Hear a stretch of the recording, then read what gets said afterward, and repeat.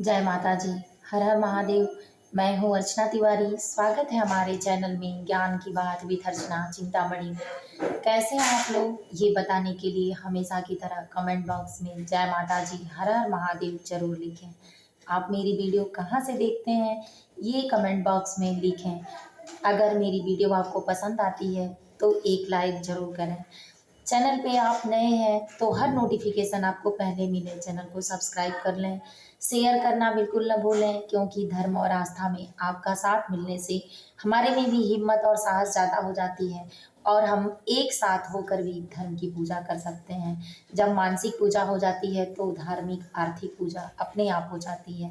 और ये हर एक पूजा का पुण्य उसी तरह मिलता है जिस तरह से आप मंदिर में अनेक भगवान का पूजन करते हैं, कीर्तन करते हैं, भजन करते हैं।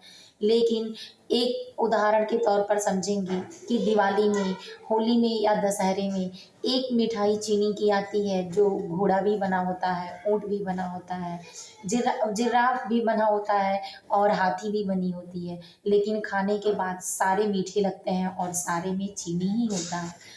सेम इसी तरह आप चाहे जिस भगवान की पूजा करते हो, जो करते हो, उनके प्रति आपकी श्रद्धा है, भक्ति है, लगन है, सच्चा है, आत्मविश्वास है और आप उनको मानते हैं और उनकी भक्ति में लीन रहते हैं, तो ठीक उसी तरह से आपको मोक्ष मिलनी है, आपकी कामना पूरी होनी है और मीठा ही होगा, जीवन का उद्धार हो जाएगा।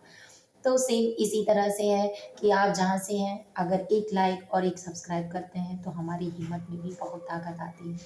तो चलिए आज का वीडियो जानते हैं कि अखंड ज्योति जलाने से क्या होता है, किस बात के लिए अखंड ज्योत जलाया जाता है तो उसकी विधि क्या है, नियम क्या है, इन सारी बातों को जानते हैं। सबसे पहले एक छोटी सी बात समझ लेते हैं कि सबसे ज़्यादा मैंने भी बहुत सारी वीडियो ऐसी देखी है कि जिसमें आपको करके दिखाया जा रहा है, तो ठीक है करके दिखाया जा रहा है तो बहुत विशेष टाइम न लेते हुए आज के दिन में जिसके पास टाइम है वो उसके पास बहुत टाइम है, क्योंकि वो बैठा हुआ है, और जिसके पास टाइम नहीं है उसके पास कुछ भी टाइम नहीं है, मतलब थोड़ा भी टाइम नहीं है। तो इसके लिए ज़रूरी है कि हम एक बार मोटिवेशन से सुने और उस चीज़ को आराम से कर पाएँ।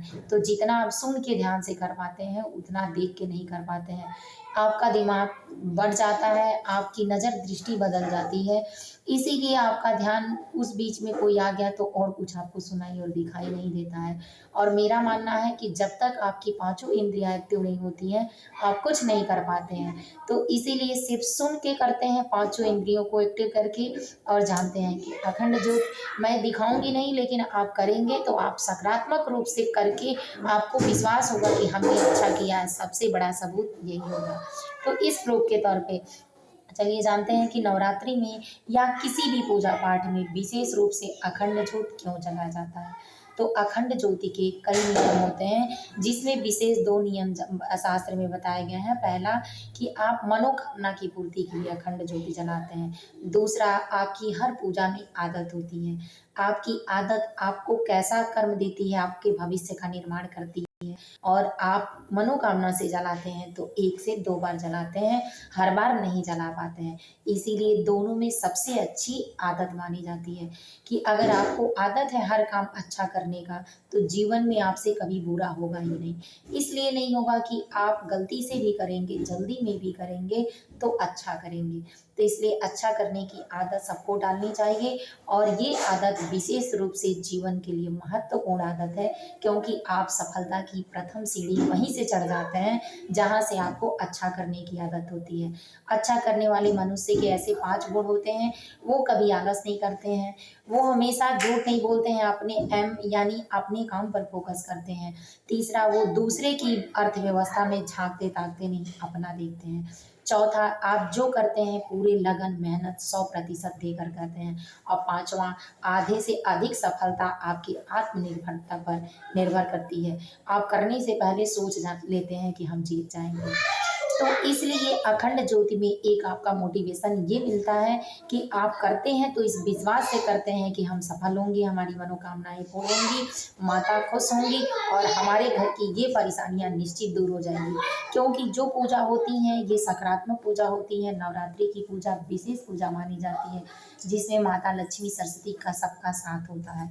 तो इसीलिए इस पूजा में अखंड ज्योति जलाने का एक नियम है कि आप बड़े किसी बर्तन में 9 दिन का अगर जलाते हैं तो किसी बड़े बर्तन में जिसमें दीपक कोसा सबसे अच्छा कोसा या अखंड ज्योति का जो बर्तन मिलता है वो होता है, उस अखंड ज्योति के बर्तन में दीपक बाती लंबी लगाएं कि जो 9 दिन आराम से चले और सवा बित्ता की लगाएं। सवा बित्ता मतलब एक बित्ता और एक अंगूठे के बराबर 1 इंच या 4 अंगुल जो हो उसको लें और अच्छे से बाती को रगड़ के उसको ऐंठन जो आता है वो करके और लगा दें और माता जी का नाम लेके निश्चित है कि अखंड ज्योति में आप बाती जो डाल देंगे 9 दिन आराम से चलेगा, बच भी जाएगा। उसके बाद पूरा दीपक मतलब बाती के पूरे मुंह तक ना भरें, थोड़ा नीचे तक भर के आप घी डालें तो अति उत्तम है, नहीं तो तिल का तेल डालकर जला सकते हैं। सरसों का तेल लास्ट का उपाय है कि अगर आपके पास नहीं व्यवस्था है तो सरसों तेल भी डाल सकते हैं। उसमें भी अनेक तेल डालने की मनोकामनाएं होती हैं कि किस भगवान को किस रूप में आप चढ़ाते हैं या जलाते हैं, तो माता जी को घी या तिल के तेल का दीपक जरूर जलाएं।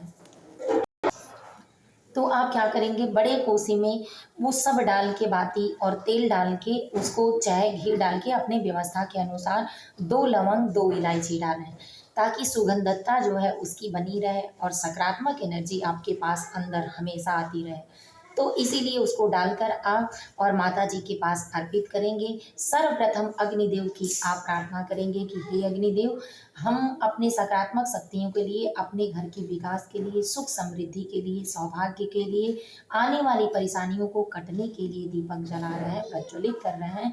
और 9 दिन आपकी जिम्मेदारी है हमारे साथ कि सिर्फ हम देखभाल करेंगे लेकिन प्रज्वलित में आप 9 दिन खंडित न होने दीजिएगा। हमारे प्रार्थना को स्वीकार कर लीजिए।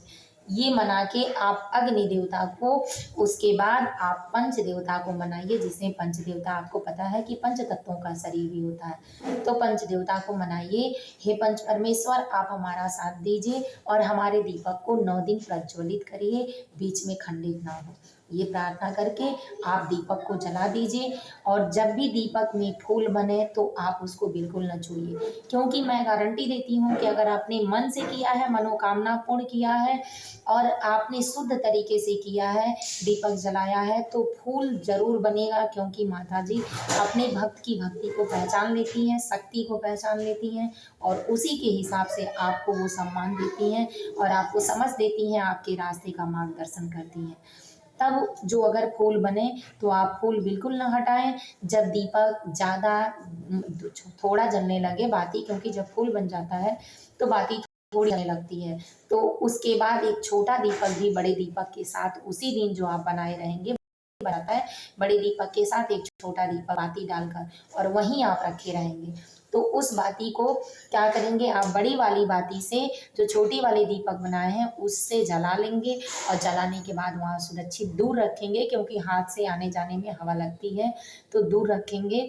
और बड़े वाले दीपक की बाती नीचे तेल में डुबाकर, मुंह से नहीं फूकना है, किसी कपड़े से नहीं, हाथ से नहीं, बस तेल में डुबाकर उसको बुझा के और बाती आराम से फूल उसके जब टाइम हो जाए दोपहर का और शाम का, दीपक जलाने का टाइम नहीं, दीपक अस्त होने का टाइम याद रखें टाइम बिल्कुल। तो उसको निकाल कर और फिर सीधा करके बाती पूरी नहीं निकालिएगा, बस ऊपर खींच के और आराम से उसी दीपक से फिर प्रज्वलित कर दीजिएगा।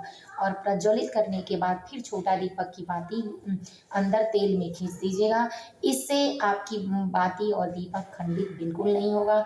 दीपक याद रहे कि दीपक के नीचे अष्टदल बनाएं, अगर ना बना पाए तो किसी कटोरी और प्लेट में चावल के साथ, मतलब पीला चावल, लाल चावल रख के और फूल डालकर ही रखें, सादा दीपक बिल्कुल न रखें। और इसके बाद आप माता जी को अर्पित करिए। 9 दिन अगर आप अखंड दीपक जलाना चाहते हैं तो 9 दिन जलाइए, 9 दिन अगर नहीं जलाना चाहते हैं तो लास्ट में 1 दिन या प्रथम दिन भी आप जला सकते हैं, लेकिन 9 दिन में किसी एक दिन आप अखंड दीपक जरूर जला दीजिए।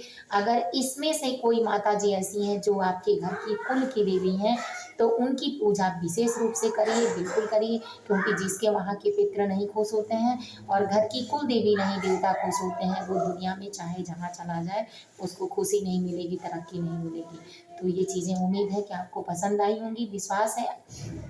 आप ऐसा ही करेंगे और यही एक सत्य नियम है कि जो आप सही तरीके से कम टाइम में सुनकर प्रज्वलित करते हैं और आपके घर का दीपक हमेशा जगमगाता रहेगा।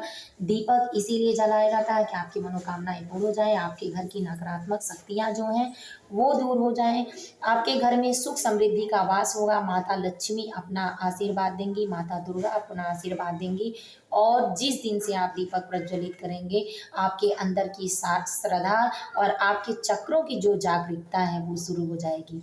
इससे आपकी ही बुद्धि नहीं बदलेगी, आपके पूरे परिवार की बुद्धि बदल जाएगी।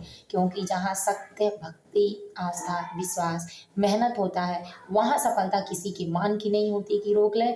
और निश्चित जीवन में सफलता पाना है तो कुछ कर्म ऐसे भी होते हैं जो आप बिना किसी से बताए, बिना पूछे और बिना देखे सही तरीके से करके अपने मन के विश्वास को जगा कर आगे बढ़ते हैं तो निश्चित ही सफल होते हैं। माता रानी आपको आशीर्वाद दें, सद्बुद्धि दें और अपने घर में आप सुगमता से, सरलता से, सही विधि से, कम खर्च में अच्छा नियम निभाकर हमेशा आगे जाएं, ऐसा आशीर्वाद है। कामना पूर्ति हो आपकी। जय माता जी। हर हर महादेव। पसंद आए तो वीडियो जरूर लाइक कर लीजिएगा।